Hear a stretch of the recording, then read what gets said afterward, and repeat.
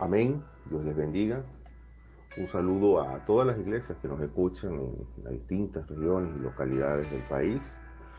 Alabamos y damos gracias al Señor por la oportunidad y el privilegio que nos da de poder llevar este mensaje a los jóvenes y a los hermanos en general, con miras a alertar y generar un despertar en sus vidas, sobre todo en tiempos que sabemos son próximos a la venida de nuestro Señor.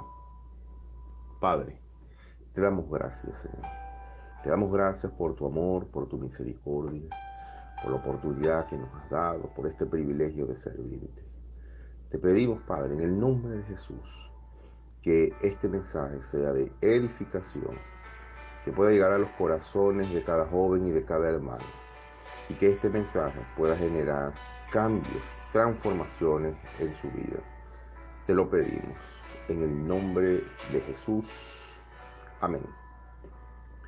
Bien, en el mensaje introductorio que dio nuestro hermano Alexander García, hizo referencia al llamado que hace el Señor a los jóvenes. Y esto por ser una parte fuerte en la iglesia. Y una de las cosas a las que somos llamados es a conocer a Dios. Por tanto, vemos que Dios tiene una necesidad de jóvenes fuertes, de jóvenes activos, de jóvenes comprometidos, jóvenes preocupados por la obra de Dios.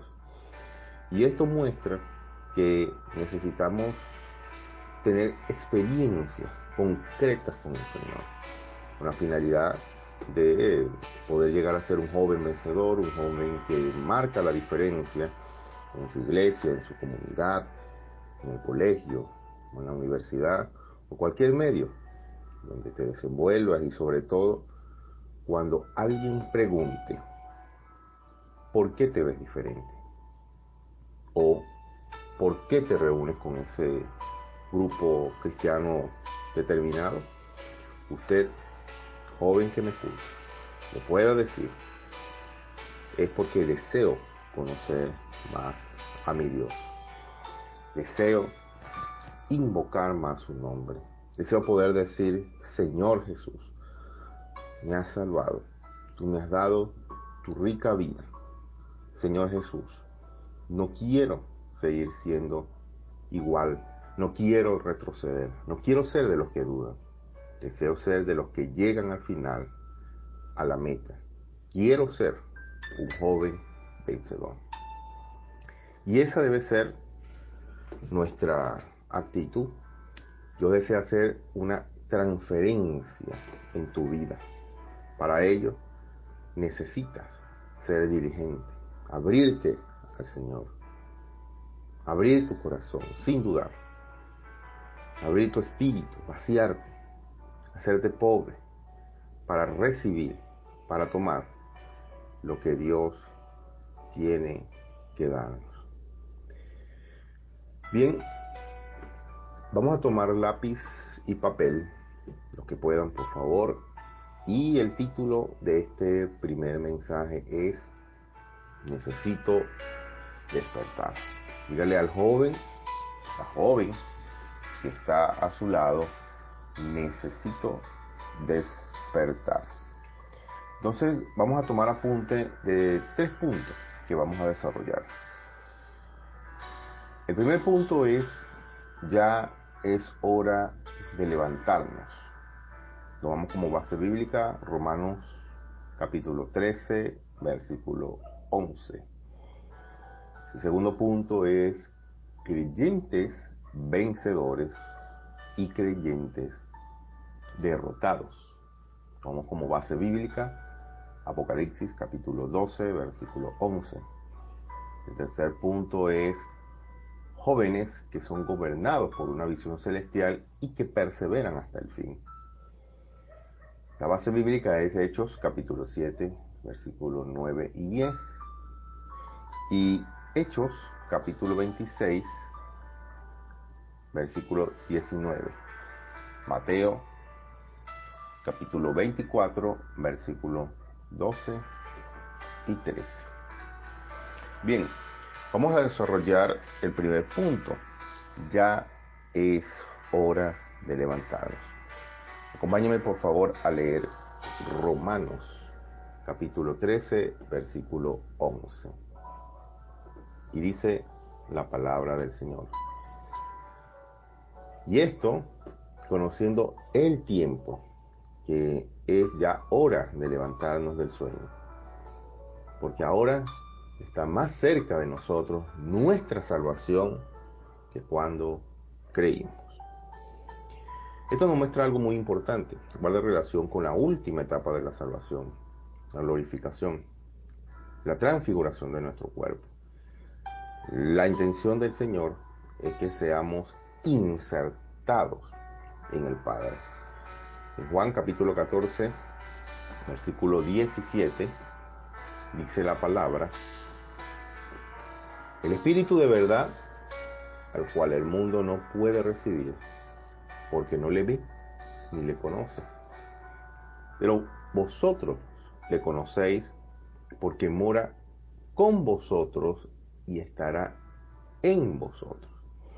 Entonces, esto por un lado nos dice que estaremos inmersos en Dios, pero por otra parte nos dice que debemos desarrollar esa salvación, porque el Espíritu de verdad, el Espíritu de realidad, el Espíritu de Cristo estará en nosotros.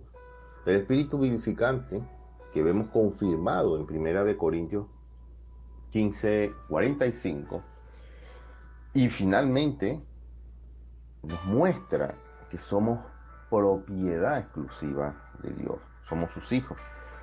Y por eso, joven que escuchas este mensaje, es necesario que desarrollemos esta salvación gratuita que hemos obtenido.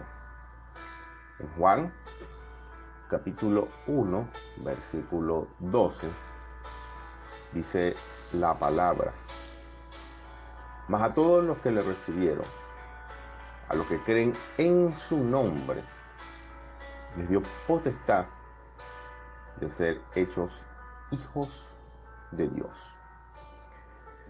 Entonces, joven, debes tener muy presente que ahora perteneces a la familia de Dios. Llegar a ser hijo de Dios es poseer la vida y naturaleza divina de Dios.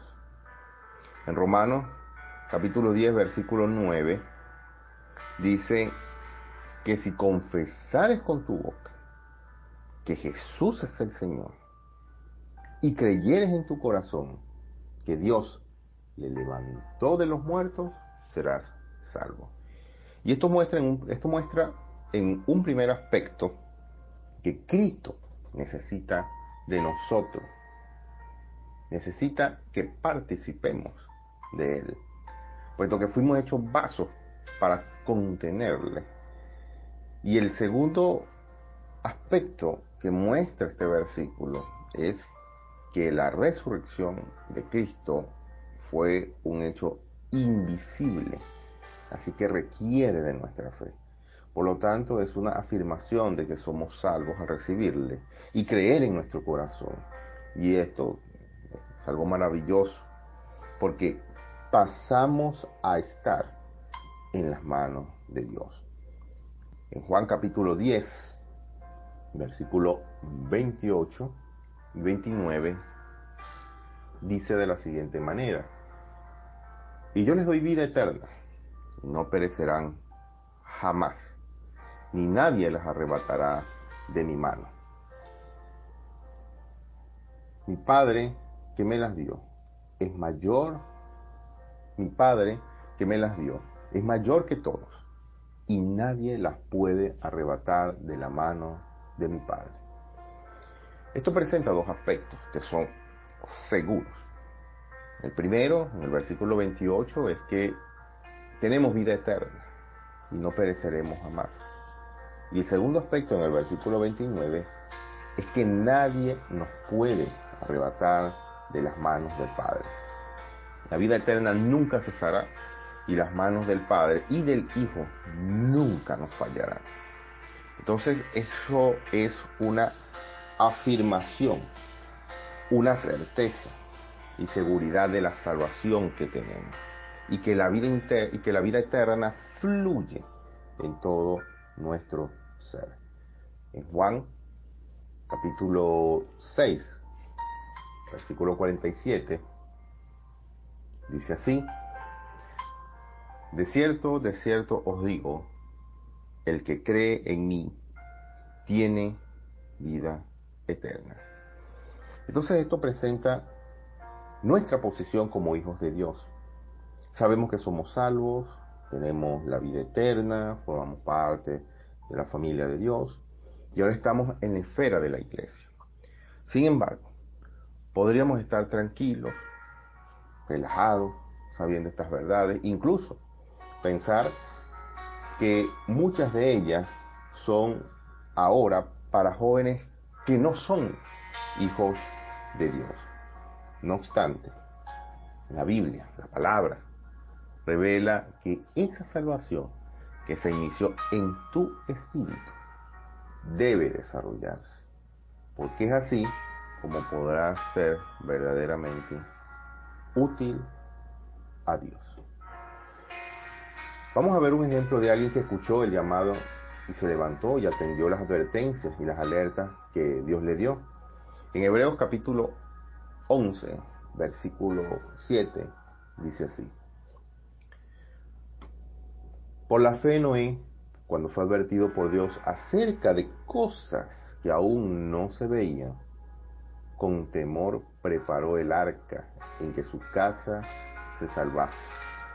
Y por esa fe condenó al mundo y fue hecho heredero de la justicia que viene por la fe.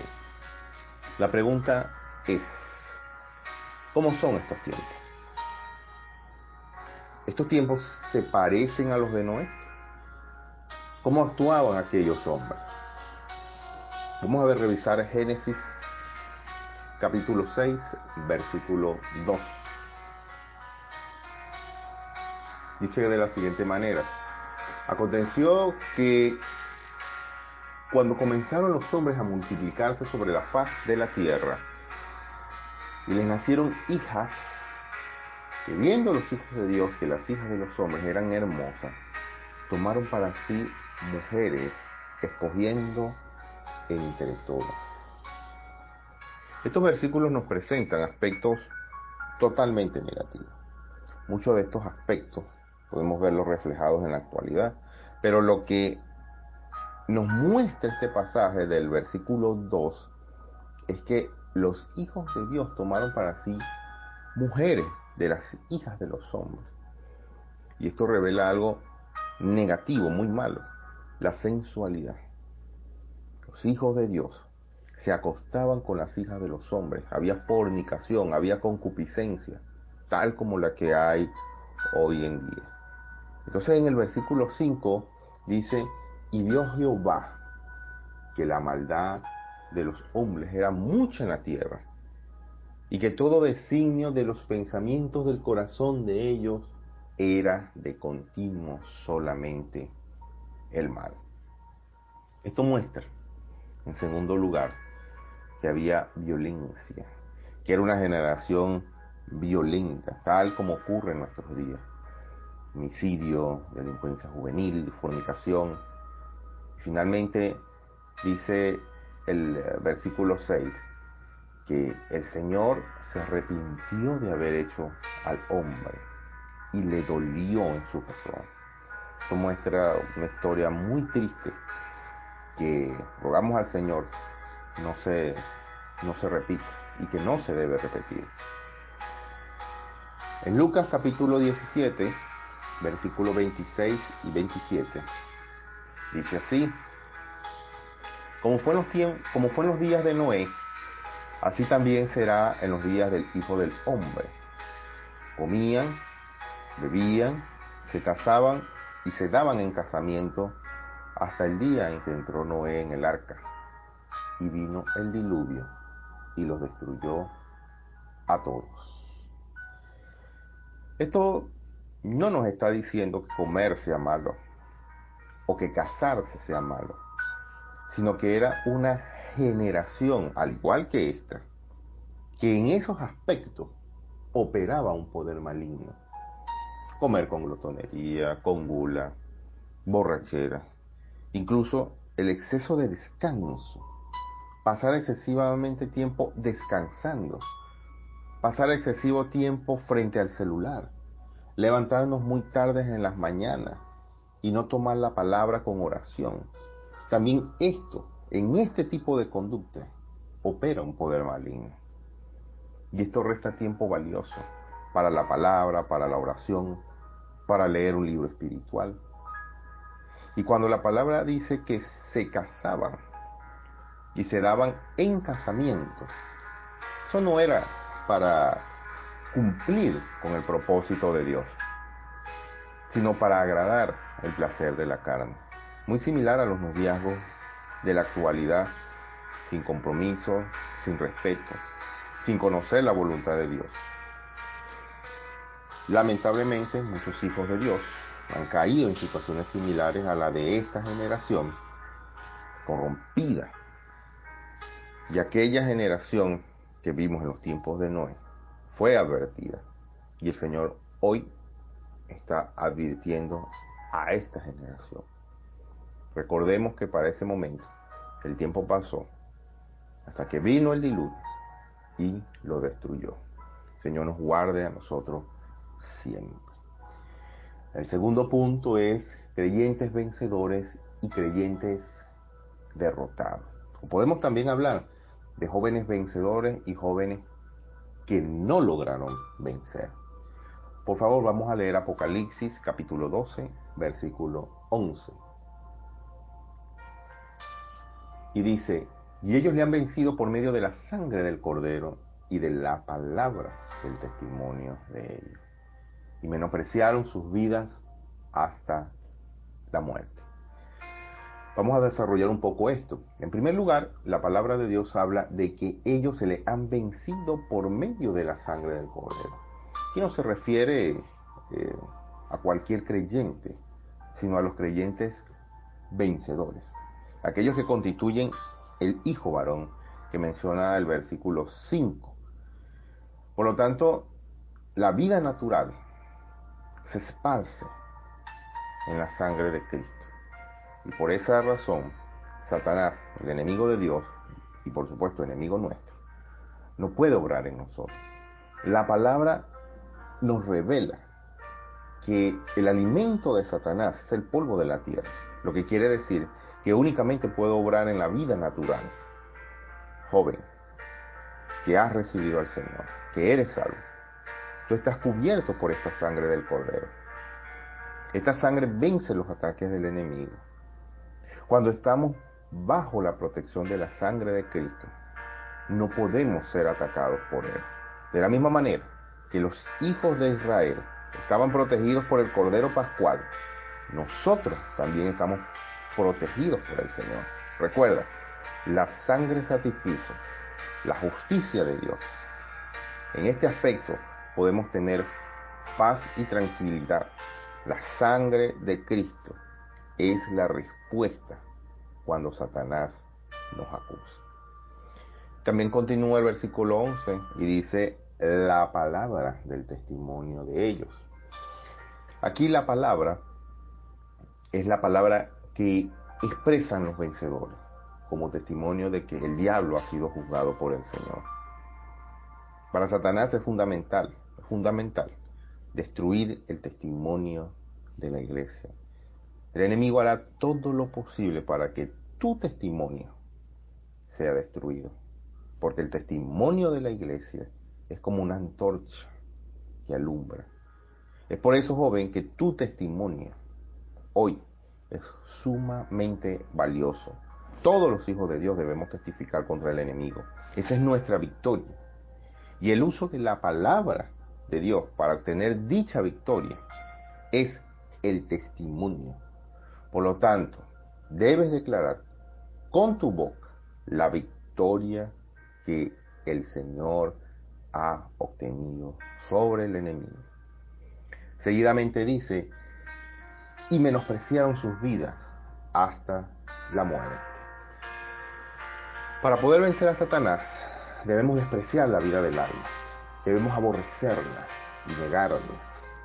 En Lucas capítulo 9, versículo 23, dice, y decía a todos, si alguno quiere venir en pos de mí, niéguese a sí mismo, tome su cruz cada día y sígame.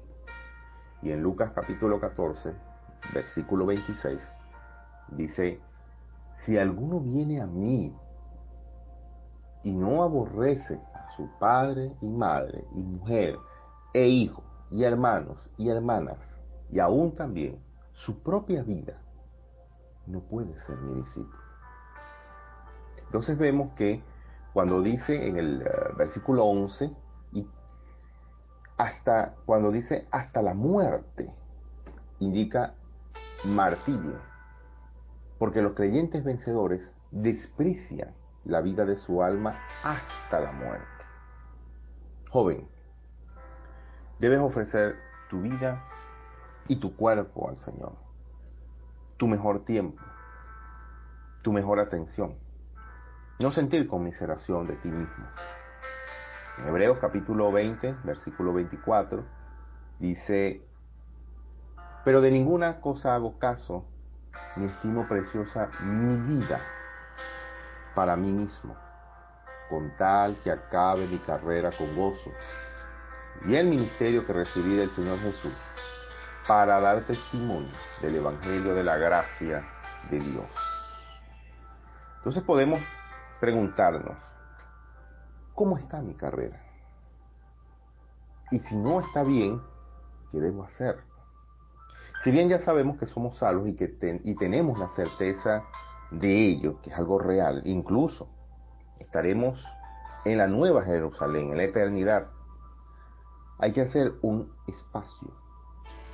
Estamos en la era de la gracia, en la era de la iglesia. Y es aquí, ahora, en este momento, en este espacio, en este tiempo, donde podemos desarrollar nuestra salvación. Después será demasiado tarde. La otra era serán los 1000 años. Esos 1000 años hacen referencia a las bodas del Cordero, el matrimonio de Cristo con su iglesia. En otras palabras, habrá una fiesta.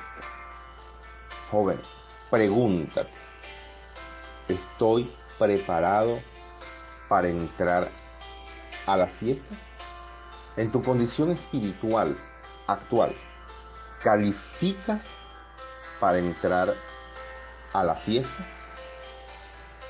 No nos olvidemos que la Biblia habla de las tinieblas de afuera, de ese grupo de cristianos que son salvos, pero no lograron vencer, que no forman parte de las bodas del Cordero, que lamentablemente la vida de Dios no se desarrolló en ellos, sea por negligencia o por asuntos de pecados, no lograron heredar el reino.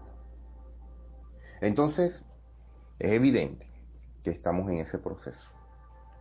Este es el tiempo de madurar. Estamos más cerca de esta salvación que al inicio.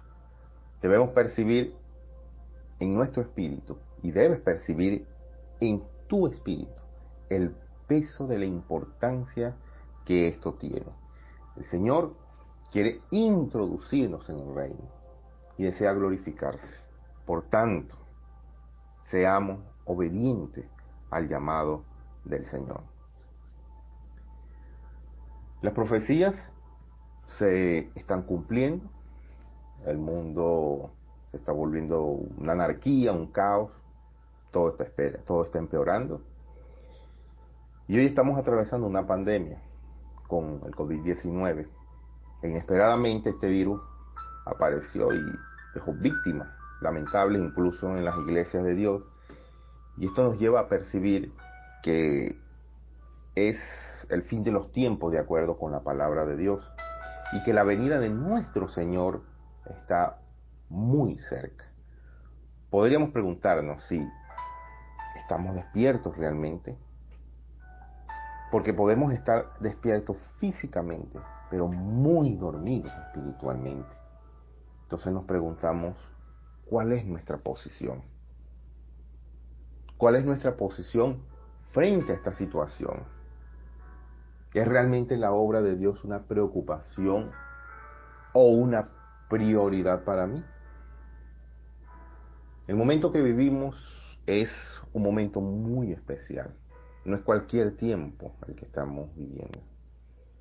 Y esto debe llevarnos a evaluar si verdaderamente estamos menospreciando nuestra vida del alma hasta la muerte, o si todavía la estamos amando con mucho fervor.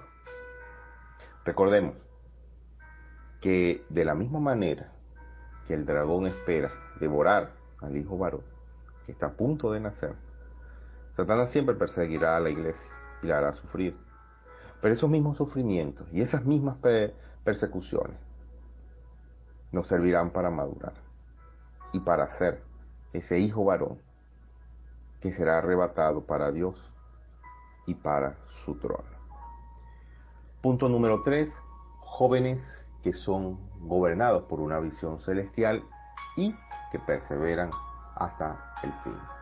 Vamos a leer Hechos capítulo 7, versículos 9 y 10. Dice la palabra: los patriarcas, movidos por envidia, vendieron a José para Egipto, pero Dios estaba con él y le libró de todas sus tribulaciones y le dio gracia y sabiduría delante de Faraón, rey de Egipto, el cual lo puso por gobernador sobre Egipto y sobre toda su casa. Y en Hechos capítulo 26, versículo 19, dice: por lo cual, oh rey Agripa, no fui rebelde a la visión celestial. El primer aspecto que vemos en Hechos capítulo 7, versículo 9, es que Dios está con nosotros. Dígale al joven o a la joven que está a su lado: Dios está con nosotros. Amén. Dios está con nosotros. El segundo aspecto es que nos libra de tribulaciones y nos da sabiduría. En Hechos capítulo 26, versículo 19, este pasaje muestra que no podemos ser rebeldes o desobedientes a la visión celestial. Pregunto, ¿tú eres desobediente a Dios? ¿Eres desobediente a la visión que el Señor te ha mostrado? Vamos a ver el ejemplo de alguien que no fue rebelde a la visión celestial: Abraham. Vamos a leer Hebreos capítulo 11, del versículo 8 al 22. Por cuestiones de tiempo yo voy a leer 3 versículos. Por favor, culminen el resto en sus casas. Dice la palabra: por la fe, Abraham, siendo llamado, obedeció para salir al lugar que había de recibir como herencia, y salió sin saber a dónde iba. Por la fe habitó como extranjero en la tierra prometida, como en tierra ajena, morando en tiendas con Isaac y Jacob, coherederos de la misma promesa. Versículo 10. Porque esperaba la ciudad que tiene fundamentos, cuyo arquitecto y constructor es Dios. Entonces, Abraham fue uno que tuvo muchas características, pero vamos a resaltar 3. Atendió un llamado, hubo una reacción en él, luego se consagró. Joven, la pregunta es: ¿cómo está tu llamado? ¿Cuál es tu reacción? Entonces, esto muestra que Abraham fue más que un individuo que fue salvo. Fue alguien que dependió de Dios y ejerció una influencia decisiva sobre una generación.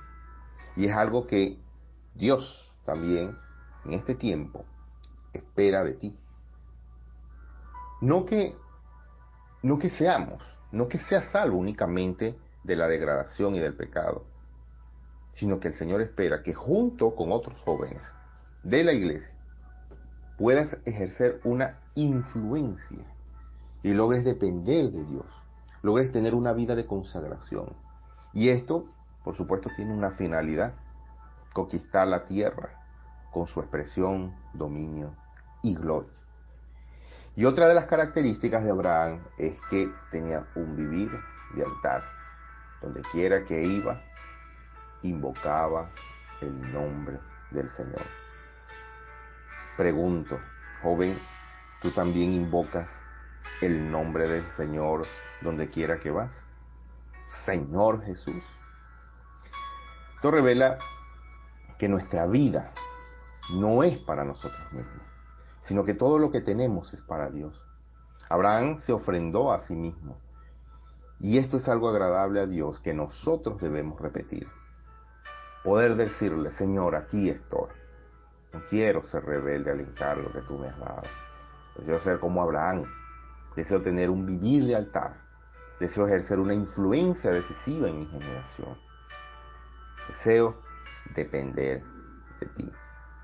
Entonces vemos que Abraham también era un hombre de testimonio. Sabemos que Abraham era peregrino, extranjero en la tierra y conocido como tal.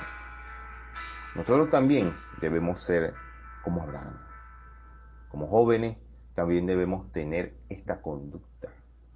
A donde quiera que vamos, somos peregrinos. Somos de los que esperan una ciudad que tiene fundamento.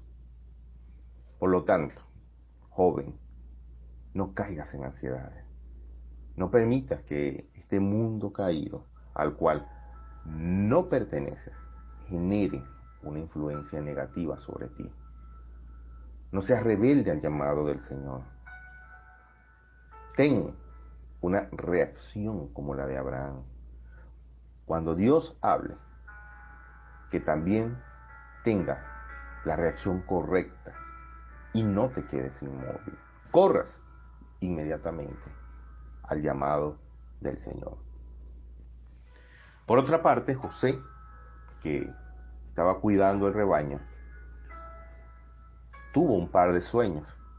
Estos sueños se hicieron una visión para él, y esta visión incluso cambió totalmente la vida de José, su vivir y hasta su futuro.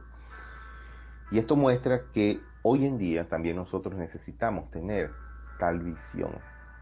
Vivimos momentos finales y la venida del Señor está cerca. Es posible que por nuestra condición cristiana seamos aborrecidos por este mundo. Pero tomemos el ejemplo de José. Fue perseguido, fue maltratado, fue insultado, vendido, encarcelado, en fin, muchas cosas que son difíciles muchas veces de llevar. Sin embargo, vamos a ver lo siguiente. En Génesis, capítulo 37, versículo 5, del 5 al 8. Dice: y soñó José un sueño, y lo contó a sus hermanos, y ellos llegaron a aborrecerle más todavía. Y él les dijo: oíd ahora este sueño que he soñado. He aquí que atábamos, manojos en medio del campo. Y he aquí que mi manojo se levantaba y estaba derecho, y que vuestros manojos estaban alrededor y se inclinaban al mío. Le respondieron sus hermanos: ¿reinarás tú sobre nosotros o señorearás sobre nosotros? Y le aborrecieron aún más a causa de sus sueños y sus palabras. Esto muestra que sus hermanos, que ya lo odiaban por tener una buena relación con su padre, llegaron a odiarlo más. Le dijeron: tú reinarás sobre nosotros. Y esto muestra que terminó siendo aborrecido aún más, odiado aún más. En la historia de la vida de José vemos que él pudo acostarse con la mujer de Potifar, pero no lo hizo, prefirió ir a la cárcel antes que pecar. Pudo odiar a sus hermanos por haberlo vendido, pero no lo hizo. Ellos dijeron, quizás nos aborrecerá José, nos dará el pago de todo el mal que le hicimos. Pero José les dijo, no teman, ustedes me hicieron mal, mas Dios los encaminó al bien. Estas palabras hicieron que los hermanos de José no tuvieran miedo y les sirviera de consuelo. Entonces, vemos tres características que se manifestaron en José. No se dejó dominar de las pasiones de la carne al no acostarse con la mujer de Potifar. No se dejó dominar por el orgullo que no deja perdonar el mal que le hicieron sus hermanos. Y tercero, no actuó con violencia en ningún momento. Debemos ver esta realidad. Ciertamente cuando tenemos problemas con algún hermano en nuestro medio, el orgullo no nos permite perdonar, no nos permite reconciliarnos. Y hoy Dios quiere que estas características estén también en ti. Dios está trabajando en ti. Y desea que todos nosotros tengamos esta visión. Amar a los hermanos. Amar a Dios. Joven, por lo tanto, Dios quiere que al igual que José, dejes las cosas negativas, aun aquellas que aparentemente parecen buenas, pero que no son conforme a la visión gobernante de Dios. Déjalas. Pídele al Señor que te dé tal visión. Los jóvenes que perseveran hasta el fin tienen este tipo de características. Por favor, acompáñame a leer Mateo, capítulo 24, versículos 12 y 13. Y por haberse multiplicado la maldad, el amor de muchos se enfriará. Mas el que persevere hasta el fin, este será salvo. Aquí la palabra clave es perseverar.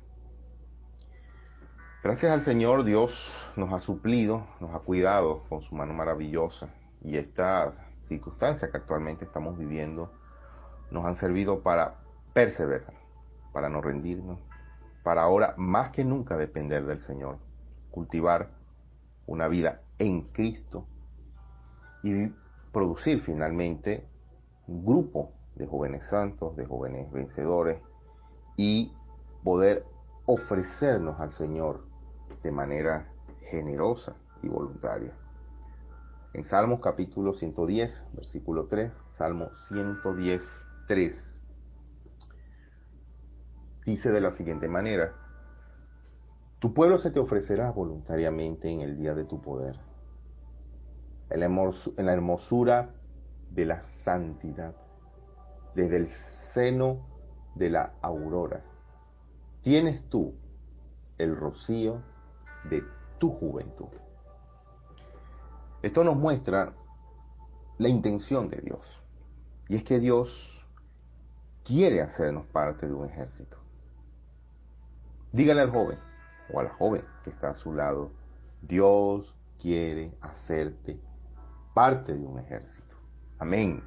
Dios quiere hacerte parte de un ejército. Entonces, Dios nos está llamando a ser parte de ese grupo de jóvenes vencedores para poder luchar o lidiar contra el enemigo.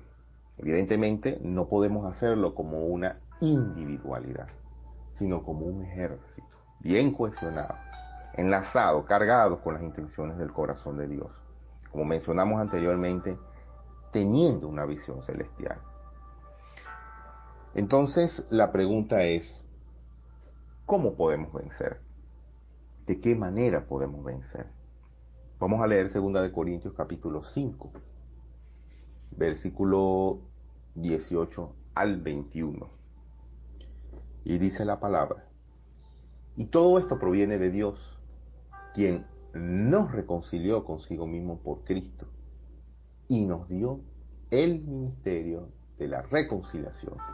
Que Dios estaba en Cristo, reconciliando consigo al mundo, no tomándoles en cuenta a los hombres sus pecados, y nos encargó a nosotros la palabra de la reconciliación. Así que somos embajadores en nombre de Cristo, como si Dios rogase por medio de nosotros. Os rogamos en nombre de Cristo, reconciliados con Dios, al que no conoció pecado, por nosotros lo hizo pecado, para que nosotros fuésemos hechos justicia de Dios en él. Amén. Entonces el ministerio del nuevo pacto es lo que hace que los ministros, nosotros, ustedes, que nos hemos reconciliado con Dios, cumplamos una función en nuestro medio. Este siempre ha sido el deseo del corazón de Dios, llevarnos a Él, a ser íntimos con Dios. Dios siempre ha deseado ser amigo del hombre. En el versículo 28 dice, quien nos reconcilió consigo mismo por Cristo y nos dio el ministerio de la reconciliación. Y en este versículo vemos que el Señor nos coloca en una posición, nos dio el ministerio de la reconciliación.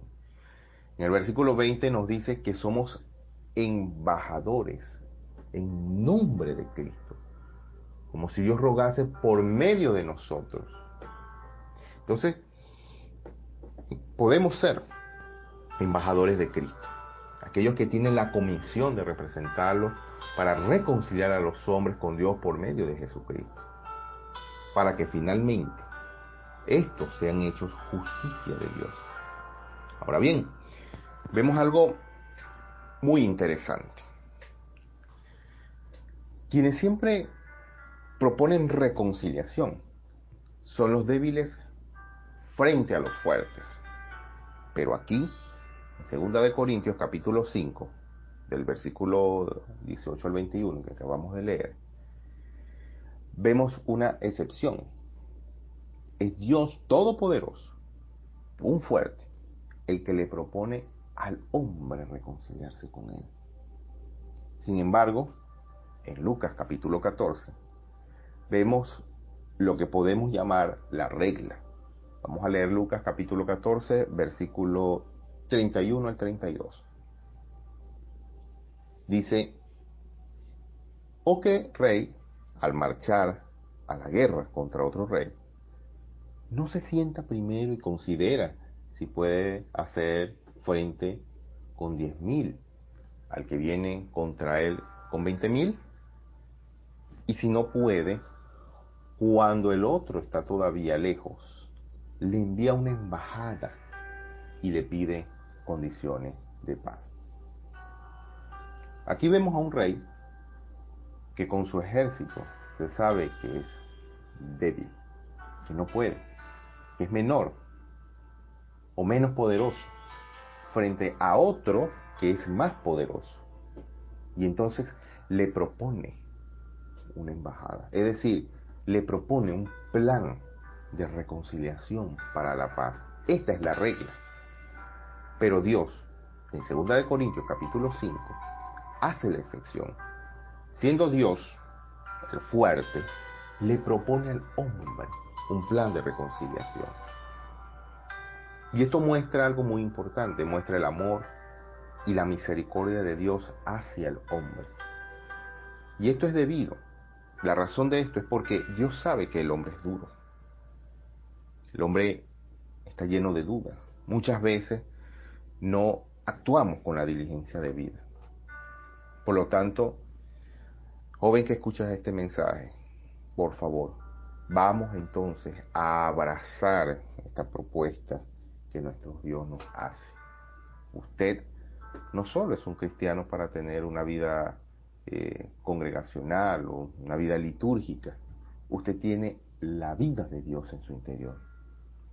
Y ella necesita crecer, necesita obtener experiencia con Él a diario. Y hoy, en el nuevo pacto, sabemos que nuestra vida cristiana tiene una meta: reinar con el Señor. Es decir, que tenemos una meta definitiva que alcanzar. Estamos en una carrera y debemos perseverar hasta el fin. En 1 Corintios capítulo 9, versículos 24 y 25, nos dice así: ¿no sabéis que los que corren en el estadio, todos a la verdad corren, pero uno solo se lleva el premio? Corred de tal manera que lo obtengáis. Todo aquel que lucha, de todo se abstiene. Ellos a la verdad para recibir una corona corruptible, pero nosotros una incorruptible. Esto muestra que nuestra vida cristiana es una carrera. Y en una carrera los atletas no miran las circunstancias ni el dolor físico que les produce su entrenamiento, sino que tienen puesta la mirada en la meta. Hoy el Señor necesita de esta clase de jóvenes. Hoy necesitamos estar conscientes de eso. La carrera no es lo que vemos con los ojos, la carrera es de la fe. Como dice la palabra, no miramos las cosas que se ven, porque son temporales, son aquellas que pasan.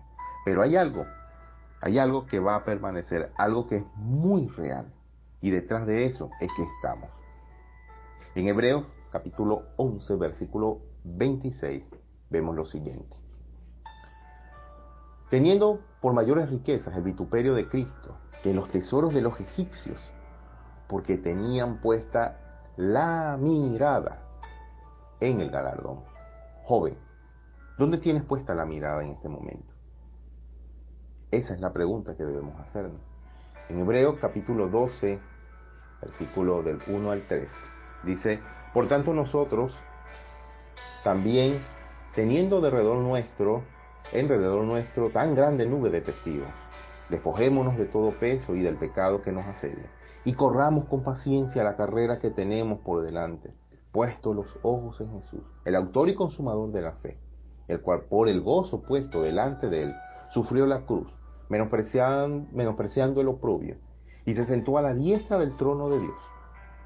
Considera aquel que sufrió tal contradicción de pecadores contra sí mismo, para que vuestro ánimo no se canse hasta desmayar. Poner los ojos en Jesús es una de las cosas más importantes. Mientras más miramos al Señor, más posibilidades tenemos de deshacernos del pecado. No te mires a ti mismo, no mires las circunstancias alrededor, no te quedes contemplando el pecado de tu corazón. El mayor pecado es dejar de mirar al Señor.